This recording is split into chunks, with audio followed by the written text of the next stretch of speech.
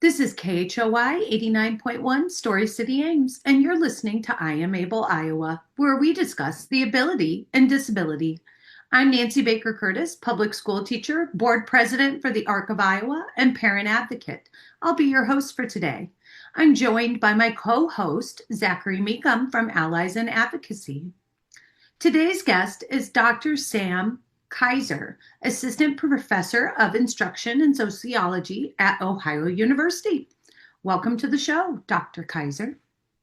Thank you very much, Nancy and Zach, for having me. I am so truly delighted to be here and to share some of my thoughts on disability today. Well, we are extremely excited to have you on the show. And so, to kick it off, Sam, can you just give us a little bit of a background about yourself and your sociology? Yes, absolutely. And so, interestingly, I stumbled into sociology by accident. I'm not actually a sociologist by training. My PhD is in gender studies, and I did work there on autism and sexuality. I am autistic myself, and so I have a vested interest in both the work that I do from an academic side as well as the personal side, and really kind of exploring more about myself and my community through the work that I do. I found out as I was doing my doctoral research, I was engaging a lot of sociological methods, things like interviews and media analysis, discourse analysis. And so I just kind of found a home in the discipline of sociology as well. And it gives me new and different ways of approaching kind of concepts of autistic thinking and being. What does it mean to exist in the world? And then I translate that broadly into thinking about what does it mean for disability and ability to exist in the world. I think that's really interesting because when I think about all of the issues that people with disabilities face, it's like it'll inextricably linked Yeah. to the ways in which society is set up and the perceptions that are perpetuated by society. So if we want to even begin to address these issues, we have to look at it from that perspective. Right. The scholarly angle is certainly not the only necessary angle in that regard. Anybody can contribute to this broad thing that we consider scholarship, storytelling, what have you. But definitely the field of sociology is in a unique position to contribute some of the research side of things, to kind of go alongside with the activism and the art and the culture. And collectively, we can really show just how entangled all of those elements are and how disability experiences are understood through them. It's interesting to me. You said that sociology is in a really good position for research regarding disability. Yeah. And I wonder if people are hearing this and like thinking, well, the place for research on disability is in the biology and medical side of things. Um, so can you maybe break down why having this type of research is so important? Absolutely. So, one of the main reasons that we get to the notion that biology is the starting point is this idea of the medical model. And the medical model of disability, right, begins with the premise that disabilities are pathologized, right? They are conditions that need to be cured, problems that are in need of a solution. And importantly, from that angle, that they are innate to the person, that there is some sort of deficit or difference or other concern, whatever language you wish to use, that the person has that needs to be somehow corrected. And that is certainly not to say that medicine and healthcare don't have their place, because certainly people need care, and access to care is a disability justice issue, but it cannot be the only, and from my perspective, might not even need to be the primary approach. One thing that sociology does is we move more towards the social model of disability, where we look at society and social institutions as disabling rather than the individual itself being disabled. And so shifting the focus towards society instead of the body is where sociology comes in, because that is quite literally what the field does, is the scientific and systematic study of society. And so that's why I find that our discipline is really well positioned to take on analyses of disability and what that means for social institutions. I connect so much with something that you said. You said it's that society itself is disabling. And as the parent of a disabled child, I don't see my child as having any imperfection. In Mm-hmm. fact, I would tell you that Charlie is perfect. And the fact that he does not speak is because he has the ability to transcend language, right? Um, Yes. and I see the world we live in is ableist and broken, Yes. right? It is not built for people in wheelchairs, people who require diapering above the age of 5, people who need access to transportation. And so when you speak, it resonates so powerfully with me. And I think about, as a teacher, how important it is that we create and educate young people who do not continue to perpetuate that mindset. And so a course like the course that you've created, so 3110, is that your 3110, yes. um, Yeah. seems like it would be a really important part of changing that dialogue that is Yes. kind of that unspoken dialogue that is going on out there in the world. So can you tell me a little bit about like the moment that influenced you to create that class? There was no real specific moment that really led to that. It was something that when I finished my graduate program and when I was hired here at Ohio, I was kind of brought in to do. Our department wanted to incorporate a disability studies perspective, and no one on faculty prior to me had training in that area. And so it was more so just a passion interest of mine that I just brought into the formal setting of an academic department. But if we're looking for something that could be a specific kind of starting point, it's that I only had one official disability studies course in my entire educational career. And it wasn't until my doctoral program that I encountered that. It's almost, compared to some other disciplines, disability studies in academia sometimes seems like an afterthought. It's something that comes later compared to gender studies and critical race studies and indigenous studies. And by no means am I suggesting that those things are not important. But because the focus on disability is often so medicalized, it's treated as not as much of an academic concern. And so that kind of tension is what led me to propose the course. And it is, I'm teaching it for the first time in the spring. So this is also a brand new course for me. And it is the university's first critical disability studies course as well. Yeah, and I think you touched on the reasons, and I think you would agree with me. I want to make clear, like, the fact that disability representation is so little in terms of, like, societally is because of that medical model, right? And, but because of that, we really have been left out of, like, the broader civil rights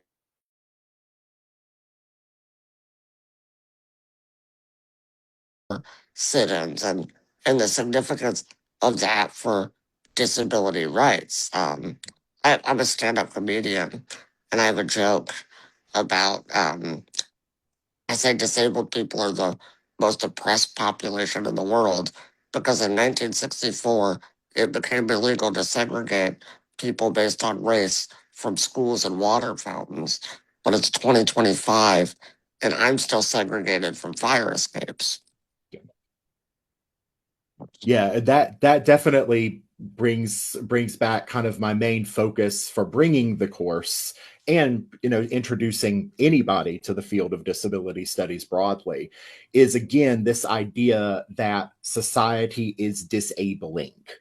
I'm thinking wheelchair use in particular is something that I know some of the students are interested in.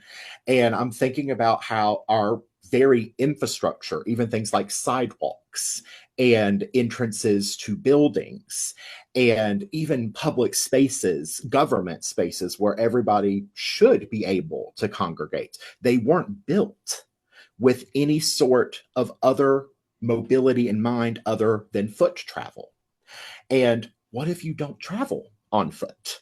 Or what if it is otherwise difficult to travel on foot? That is where disability starts becoming visible. It's not because of the use of a different type of device, it's because the device itself wasn't accommodated in the first place.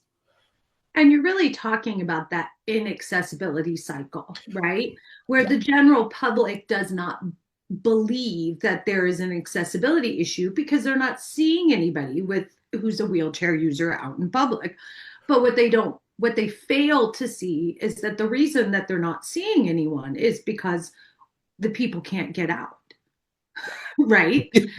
There's no bathroom for them to use, although I know the great state of Ohio has been a champion for changing spaces, Ohio, and is doing wonderful things to include height adjustable Yeah. adult size changing tables in their Yeah. public facilities. But that was just a very recent change. And that is something that parent advocates there have had to fight for and really get legislation to change the code, right? But when you're talking about ramps and button access, and I think what people don't realize is in a state like Ohio, in a state like Iowa, we're home rule states. We're local rule. And so local municipalities and counties, they can choose to adopt the level of code. And that is another barrier that systemically that local society is then placing upon people with disabilities. Absolutely. And from a sociological perspective, it's really quite interesting because, on the one hand, we tend to be critical of the idea of standardization because it more often than not leaves a lot of people out of the equation whenever we try to standardize something. We see this a lot in education, for instance. On the other hand, having commonalities around which society is structured is useful for all members of that society. And for me, the Americans with Disabilities Act is one of the most prevalent examples here because it did not necessarily have to be applied retroactively. If things were already done, they didn't need to go back and get redone, right? As evidenced by how many college dorms don't have elevators because they weren't built with elevators in the first place. And there is no standard that says they have to go back in and do that unless a state or a local municipality decides to do so. And the fact that we do have these clear divisions between local, state, federal, again, not suggesting that we shouldn't, but the lack of uniformity sometimes causes more problems than it solves, especially with regard to access to public spaces. Absolutely, because I think, you know, I understand kind of the idea of standardization being bad, but we've also seen the very clear benefits of universal design Yeah. and how when the when we standardize the practice of designing for the most possible people in a given space, it makes that space better. Yes. 100%. Universal design, at least with my interpretation of the field of disability studies within sociology and my own experience, universal design is one of the more slippery concepts because there's very little way for anything to be truly universal. And a lot of people argue that, okay, well, why would we pursue something that's never actually attainable? Because we can make it more attainable, right? If we have universal design as our goal and we build spaces, whether those are physical material or intellectual, when we build spaces that invite more people to participate in that space, everybody benefits from learning and being with each other. But we can't do that if we assume that our starting point has to be kind of piecemealing all of these things together over time. Of course, it's a process. It's not going to happen overnight. But in my mind, that doesn't mean we shouldn't still have the goal of configuring spaces to be accessible for as many people as possible. Right. And of course, like when we let disabled people in the door, we're going to discover more problems. Yep. But like in 2025, I'd rather be solving new problems than like, how do I get into the door? You Right. know? And a big part of my approach to the class specifically is guiding students to ask different questions, more questions, better questions. The answers can't be found if we don't know what we're looking to find to begin with. And pretty much all of my teaching, I've been in the college classroom for about a decade now, and all of my teaching reflects that premise, that asking questions allows us to view society in different ways. And for purposes of creating accessible societies, not just for people that we societally assign disabilities, but everybody, right? If we can ask those questions and start thinking about pursuing the answers, everyone benefits. But without the questions, we don't have that starting point. That inquiry-based model of instruction, right? That's something that we see so deeply in, you know, Common Core instruction that we have in our classrooms here today. That kind of ability to put on different lenses and see the plurality of perspectives that one situation can hold. It's also something, though, that is very controversial right now. Yes. And so I just wonder, do you see challenges with that sort of pedagogical approach in this application? And how do you address those challenges while still amplifying the voices and making sure that the disability perspective is included, right? Because there's a lot of intersectionality there with other groups, as you had said, autism, with gender dysmorphia or things like that. And so how do you navigate that very delicate situation? That's the question for the ages. The starting first with just kind of the inquiry-based approach to education itself. One of the immediate criticisms is of something like that, especially now in 2025, is okay, what skills are students coming away with? Because we frame asking questions as not a professionalization skill, but learning how to ask those questions and seek answers transcends all different types of professionalization skills. And so when we're thinking about equipping students for the workforce, which is what a lot of education is at least marketed to be, why wouldn't we want to pursue asking better questions? But in the process of doing so, it is important that we really intentionally seek out what types of questions we want to ask and how we're going to proceed finding the answers. And so we have to strike a really delicate balance of kind of resisting the mainstream educational model while also centering voices of marginalized groups that have not had much of a say in that educational model, all for the benefits of improving, conditions in society for those groups and for everyone else. And ultimately, I am but one man, one instructor, and every student who comes through my classes is going to end up with a different point of view. And my goal is not to prescribe that. It is just to educate that there are many. And I think that that may be part of the solution to the predicament, is a recognition of just how many perspectives there can be. And if we create common ground for all of those perspectives to coexist in good faith, then we might actually get somewhere. Like the idea that you're not like uh prescribing any conclusions to your students. But I also would assume that there are some things that you would absolutely like your students to walk away with.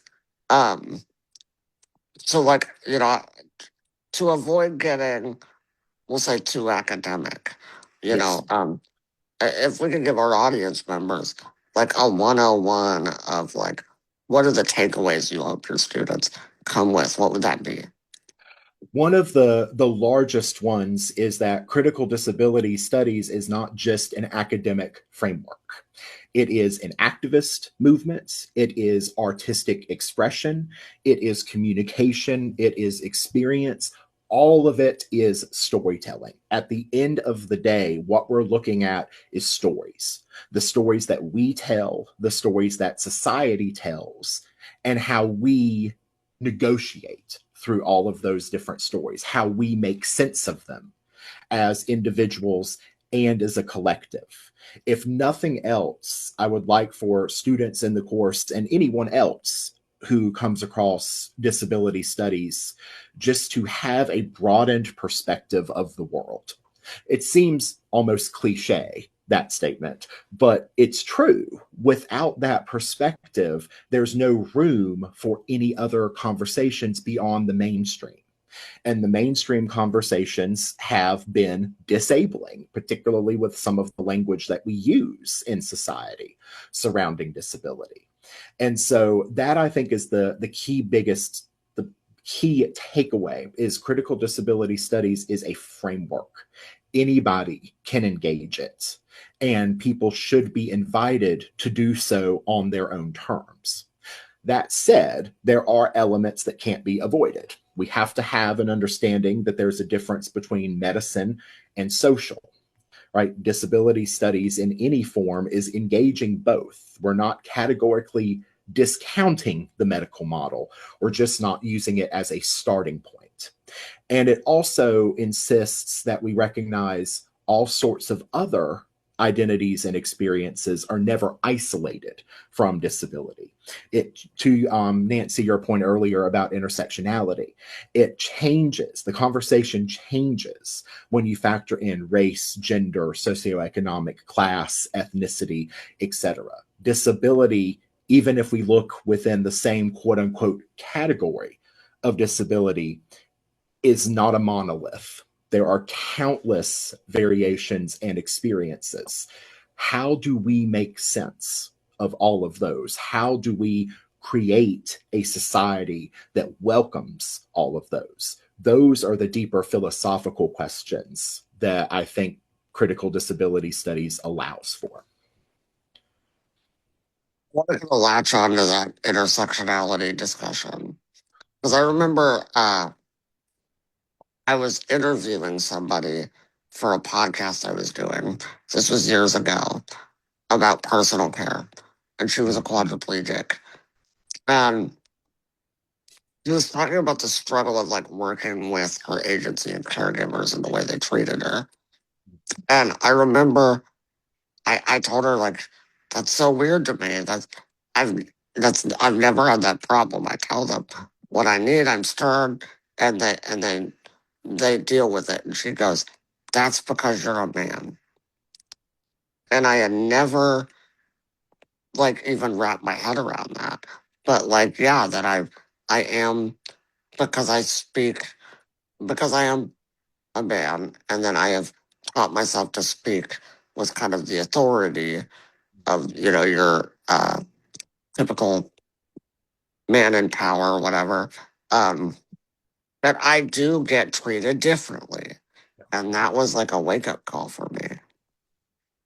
And we also see a lot, time and time and time again, where people who do not occupy the quote unquote mainstream dominant positions, whiteness, maleness, etc., there's a question of whether they even are disabled to begin with, or if society disables them in the same way. I'm thinking particularly about Black women and mortality rates, right, during childbirth, because there's an association that, oh, by virtue of having this racial identity, you don't experience pain in the same degree. Similarly, the fact that 90% of autistic diagnoses are men, usually young to adolescent boys, and women make up a very small percentage of that. It's not because women aren't or can't be autistic, it's because the medical apparatus assumes maleness in that conversation. And once you start making those assumptions and they persist over time, it's kind of like a runaway train. It's very difficult to bring back on. And yet, it is, by my estimation, our responsibility to try. And don't you also feel like, yes, there's this inscribed, indoctrinated regarding gender, regarding race, but I also feel like, and I see this with my son, who is a wheelchair user, but now has begun to ambulate with a walker, and the need to constantly reprove to the general public, I'm really disabled, right? I really deserve to have the curb cut. I truly need the button on the door. Like, I can't go to the bathroom without the height adjustable adult size changing table. And yet, we do not prescribe that same responsibility to prove worthiness and need and acceptance in our general community upon other ambulatory people, right? Yeah, one of there are two kind of disability studies theories that I think are really useful to kind of help put more context on that. One is the idea of crip time, right? Disabled people experience the world differently. Therefore, they experience time differently. If you ambulate in different ways, then the time it takes for you to go from point A to point B, or to do certain types of interactions, behaviors, experiences, that is going to look very different. And crip time has broadly been kind of assumed under, what does it look like to work? And I hesitate to put too much emphasis on capital in this conversation. But it's still worth noting that the time elements and the fact that people without disabilities don't have to question their relationship to time is one of the things that helps kind of hold up this narrative.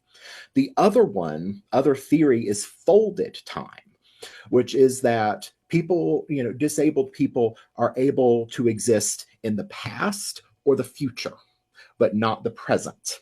They have to always be proving where they have come from and where they are going, but not just allowed to exist peacefully. They have to constantly be proving that they are on a trajectory to quote unquote improve their lived conditions, as if their lived conditions aren't the direct cause of society in the first place. And so when we bring those two elements in to critical disability studies, it really allows people to see how much we take for granted as a society, and also how easily it is for those assumptions to get challenged. Disability can happen to anyone at any time. It is not necessarily a lifelong thing. It's time oriented. If you break your arm, for instance, and are otherwise, navigate the world quote unquote normatively, you are disabled in that moment. So you cannot ambulate in the same way. And so, that's the conversation surrounding time. The theories that we use for time helps us see just how unstable our assumptions about ability and disability actually are. No, that's true for me, right? Just anecdotally, right? I get up at 7 a.m. every day. Um, and I really don't schedule anything before 9. And as you noticed, I was a little late today. Um, and that's because, by the time I get up, it takes me a little longer to go to the bathroom, takes me a little longer to eat a meal, takes me a little longer to get a shower. I'm also like dependent on others for that.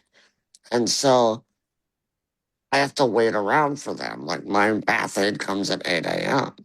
And so my overnight person gets me up, gets my food, gets my coffee, then leaves typically, and then I have to wait till 8 to I'm eating my breakfast. Then I've got to at right at 8 I've got to bath, take my shower, and go to the bathroom, and that all takes about an hour. And so like I can't even think about starting my day until after a 2 hour morning routine. Yeah. Yeah, I especially for me, it was more pronounced when I was younger, especially kind of right after I was diagnosed as autistic, which we actually found that paperwork recently when we were cleaning out the closet. That was an interesting experience for everybody. But, we had to really be rigid with a routine because without that routine, right, I could not kind of situate myself in time to navigate the day.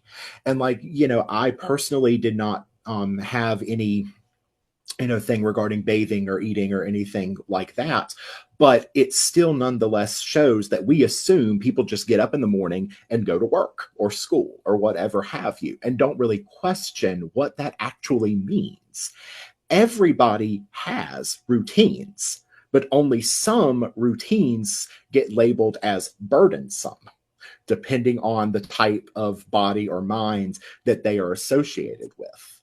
And I think that's one of the really interesting things that disability studies also allows for is that it shows, okay, all of us, regardless of our relationship with disability, are navigating the world and having to make calculated decisions about how we approach our social structures.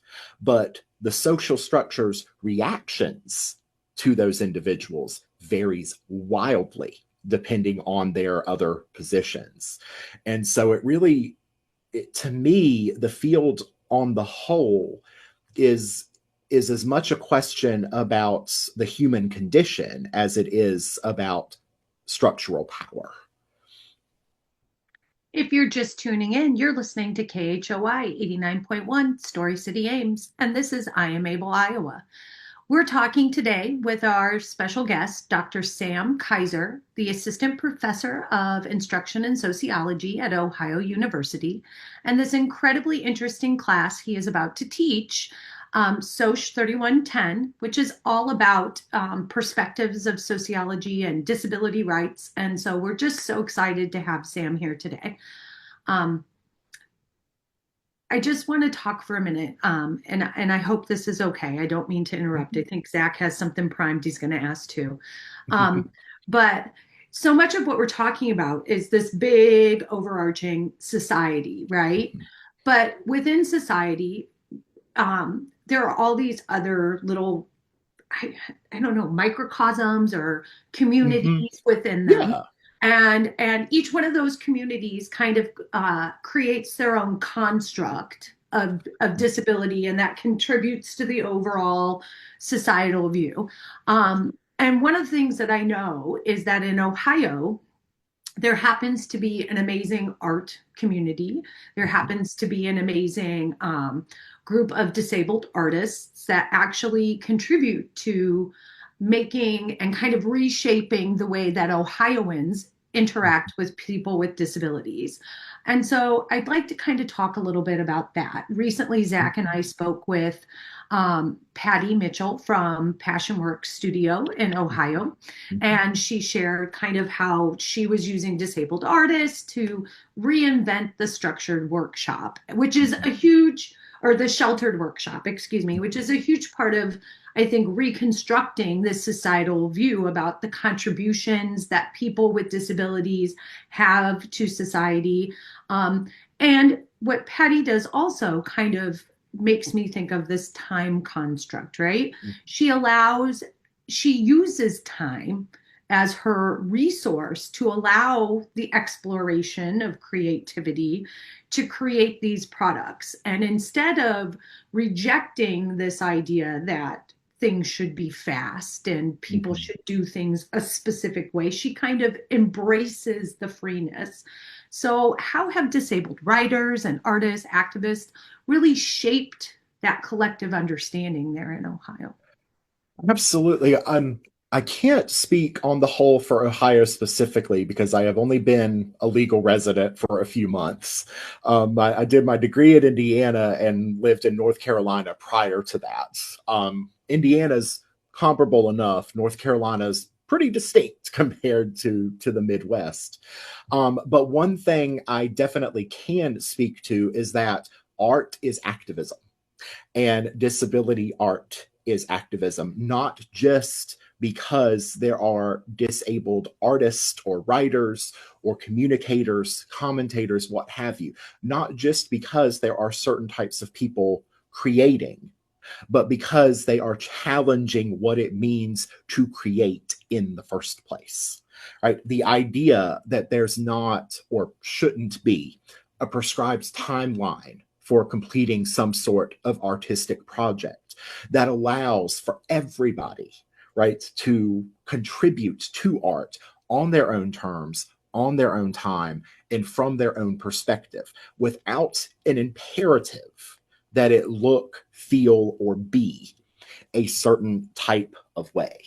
And this is a relatively new phenomenon in the overall course of things, because really, until the mid 1800s or so, stories about disabled people were told for us. And now we finally have platforms that are decently developed where we can tell our own stories.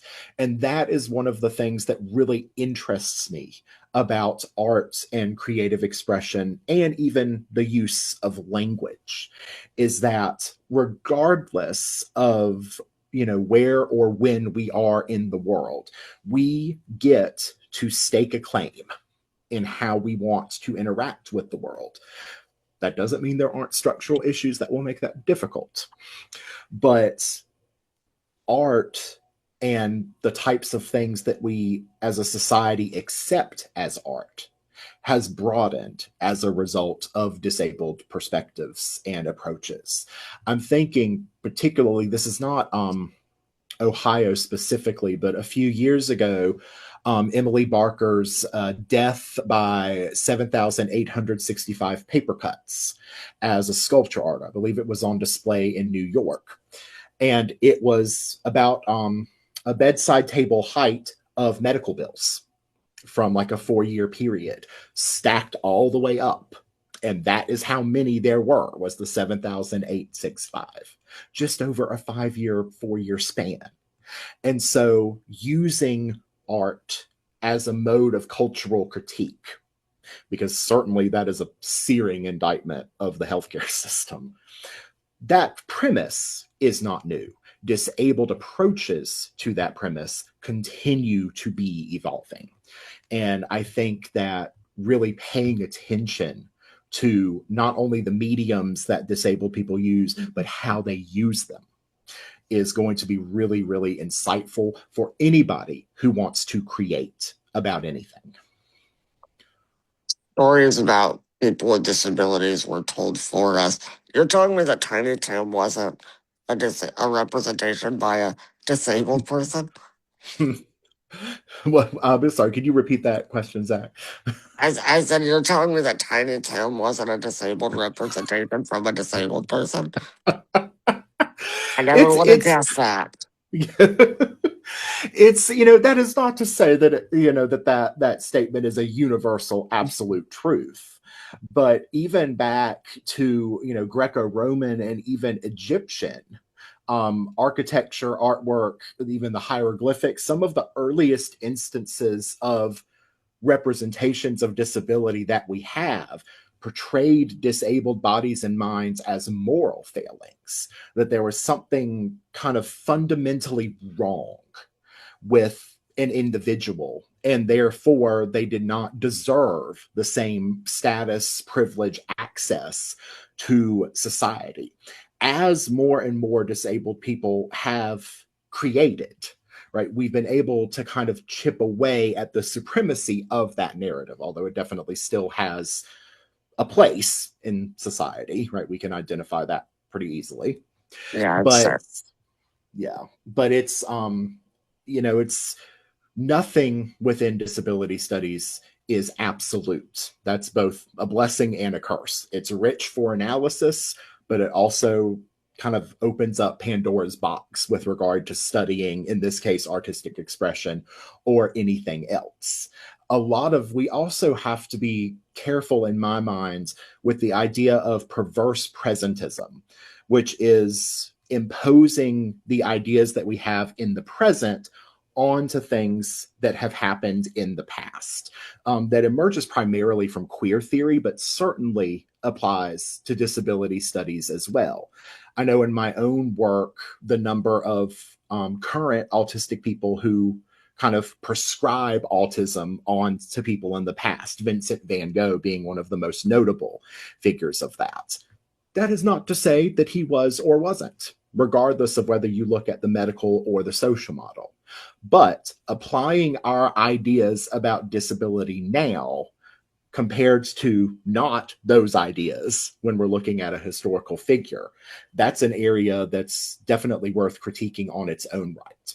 It's meaningful for people to find representation, especially historical representation. But I hesitate to say that we should frame it exclusively as disabled representation. yeah. I see that as the equivalent of like the TikTok influencers of like you have ADHD if it drives me insane because these people are not qualified and like at the end of the day the truth is without a diagnosis from a qualified professional you don't know and that's And what I It, think you're talking about, Zach, is this really harmful language and dialogue that exists in our culture right now, right? Whether it's the reemergence of the R word and calling people the R word and using it as a slur, or I hear it in my own school with the middle, eighth and ninth graders. Kids are stroking out. My mom was a stroke survivor. I would never wish that on anyone. Um, they don't understand how harmful and oppressive that language is, right? And I think that there's a lot of that kind of false prescriptive language that's being thrown around right now in our society that ultimately is resulting in much of the downfall that we see of the protections for people with disabilities. Zach referenced earlier Section 504 and those disability advocates that and activists who really didn't just contribute to disability rights. Let's be honest, they contributed to civil rights. yeah. Civil rights. It's not just this small section. And it's that intersectionality between the fact that, those disability activists in that Section 504 sit in, they were supported by the Black Panthers, right? They were given food and they were ensured that they had water and their medications because the Black Panthers helped them. Um, and it's this idea that as marginalized groups, we can come together and we can reprogram the language that we use. But I feel right now that so much of that is on this tipping point, right? yeah well I think like the reason why the language is harmful is because it contributes to that negative perception and we were kind of circling around this point earlier that I wanted to get to, and that we're talking about society's reactions to disabled people's needs are different depending on their position in society. Mm. But I also think that we can take that down to the macro level of like I get a lot of my needs met because people generally consider me likable. And like, there is also this like subtle message that we send to disabled people of like, some are worthy of having their needs met and others aren't. And that's so dangerous because you are worthy of living a full, productive life because you are a human being. And I don't care if you're the most unlikable person in the world, you should still have somebody to help you. Absolutely. And I know from my own experience, we see this a lot in the language surrounding autism specifically. Whether or not autism classifies as a disability, that's actually way more contested among autistic people than we think. Because because neurodivergence is a difference of the mind, so there is a component there of the body, but that's a whole side conversation.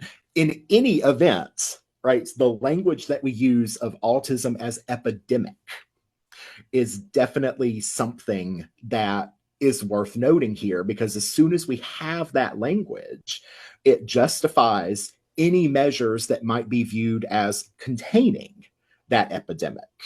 And I actually, one of my most recent research projects was on a leading autistic nonprofit.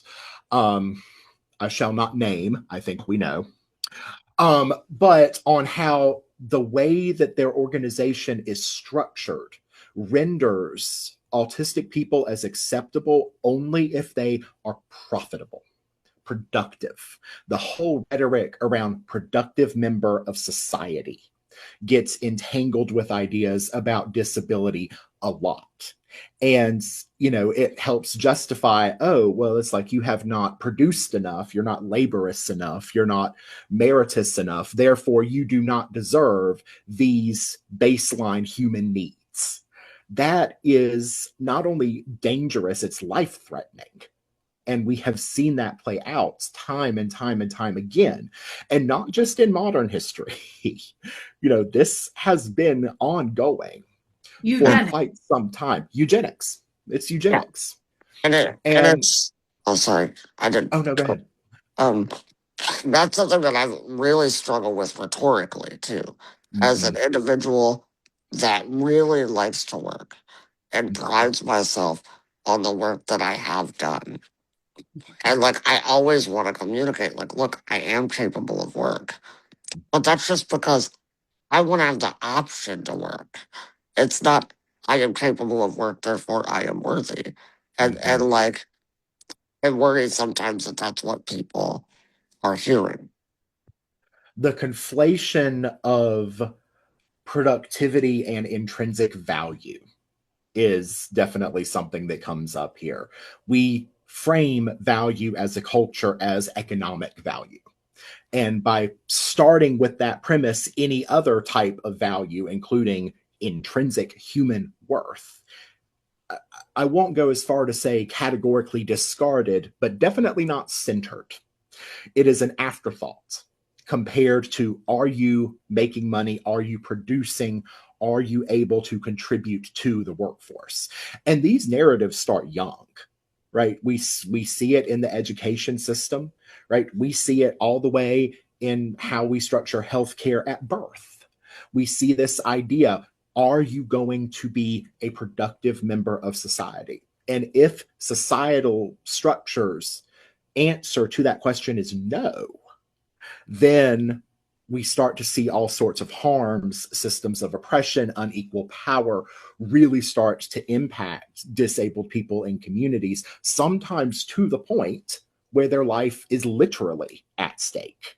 In other words, they get treated as disposable if you are not going to be profitable. And again, this is not a necessarily unique phenomenon to disability, but we see it a lot through disability studies, how these systems manifest. And I think these were the same themes as we mentioned in the pre-show chat. Zach and I were at an event together, not together, at the same event at the same time last night at the Harkin Institute. You mentioned Senator Harkin, or the American with Disabilities Act. You know, he was the sponsor of that bill. And many of the themes brought up were about access to care, access in rural communities, access to be able to work, because if you make more $10 more than what you should, you no longer qualify for health care, right? And so we see so many systemic barriers and hoops put in place. And then we see now with HR1 all of these new administrative obstacles being put in place to manage the paperwork and the administrative oversight of re-verifying and proving, hey, he's still disabled. Zach, Mhm. are you still disabled? You mean you were disabled yesterday and you're still disabled today? Okay, well, in It's 6 months, your paperwork will be here. Make sure you get it filled out, proving you're still disabled. it's funny how we're not willing to throw dollars at services, but we are willing to throw tons of dollars at determining who is worthy of those services. Hmm.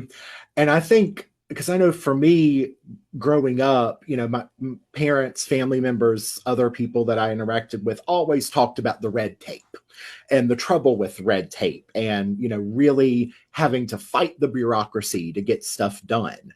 But that's not just a systemic concern, that is a direct impact on individual lives and experiences, because if the navigating the bureaucracy is already inaccessible to you and your life and livelihood are in part dependent on access to the resources the bureaucracy provides, it further reinforces this idea that certain types of bodies and minds are viewed as disposable by entities that philosophically should be arguing and promoting access for everybody, regardless of whether or not the government views them as quote unquote burdensome.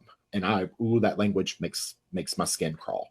But that's one of the logics behind the red tape, is that, oh, we can mitigate the burden if we make it impossible for people to access what they need.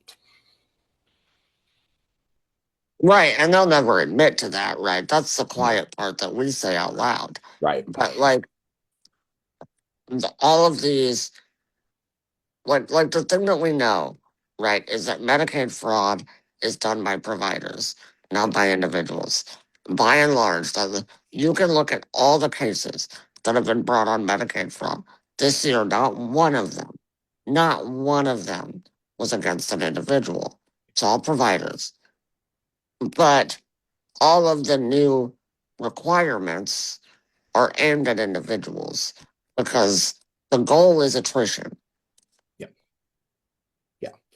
And this certainly with Medicaid fraud, that is a contemporary manifestation of this idea, but it too has come across in various forms over time of blaming the individual on a structural failure, or in this case, a deliberate structural attempt to circumvent the policies that we have in place. And exploiting marginalized voices is nothing new, right? I mean, we've been doing that for hundreds of years. Look at the Louisiana Purchase, look at the Trail of Tears, right? Look at any of the recent modern, historical movements, and you'll see that at the heart, it's about profit for some, Yeah. while we oppress and exploit the minority, right? And the marginalized. Yeah. And so it's very important that we have these conversations. And while they may trend a bit scholarly and academic, it's important that we amplify these voices, because without these conversations out there on public radio like KHOI, or out on, Facebook live streams, people aren't hearing this, even though people with disabilities and activists are screaming from the mountaintop.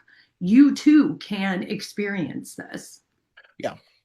And oh, sorry, go ahead. Oh, go ahead, Zach. And while the language changes, right, especially per population, the message is always the same. Whether you're an indigenous person, a person of color, LGBTQ, all of the subtle language is saying quietly in the most politically correct way possible, these people are not worthy. And oh, I lost my train of thought there for a second. But yeah, the language that we use, it does reinforce the same common tropes over and over and over again. And ultimately, one of the things that results from using that language in the mainstream is that it convinces people not to listen. It's not just about people making conscious choices necessarily. At this point, I think a lot of people unconsciously choose to tune out voices that do not fit the mainstream agenda, because the mainstream agenda is marketed as good, and disabled people are framed as antithetical to that. And that framing alone, everybody in a society has a relationship with. And one of the things that I hope that disability activism and art and scholarship continue to do is make that relationship visible, because once it is visible, it is much easier to critique and respond to. And we can't normalize that behavior. We can't, and when we see and we hear that oppressive language, we have to call it out. And we have Yes. to stand up as a community and say, I'm sorry, you're not allowed to use the word retarded in my Yeah. presence, Yeah. right? You're not allowed to criticize people simply because they exist. Mm-hmm. And it's very, very much a gender studies slogan I'm thinking of, but the idea of well behaved women rarely make history. We don't make progress by, adhering to the status quo. Disability's existence alone is viewed as disruptive to the social code. So why not lean into that to further reinforce that we're here and not going anywhere? And that our contributions, our perspectives, regardless of what they may be, regardless of how far removed they might be from the mainstream kind of psyche, they have value. We have value, whether people want to believe it or not. And sometimes we really have to come down hard on making that point known. But failure to do so is what allows for the systems to keep perpetuating themselves. Sam, I want to thank you so much for being on today's I Am Able show. I think this is an incredibly relevant and important conversation for people to be hearing. And so again, I want to thank you for agreeing to be on here today. This is KHOI Story City Ames, and you've been listening to I Am Able Iowa. I Am Able Iowa airs the first and last Saturday morning of each month at 9 a.m. on KHOI 89.1 FM. You can also hear us streaming live online at khoifm.org. We invite you to share comments, questions, and program ideas with us at doug@thearcofiowa.org. And if you visit www.thearcofiowa.org, you'll find previous episodes and more information about our program. I Am Able Iowa is produced by the Arc of Iowa, headquartered in Des Moines, Iowa, with local chapters both here in Ames and across the state of Iowa. Zach and I would like to thank you for listening. And until next time, we're saying you are able, Iowa.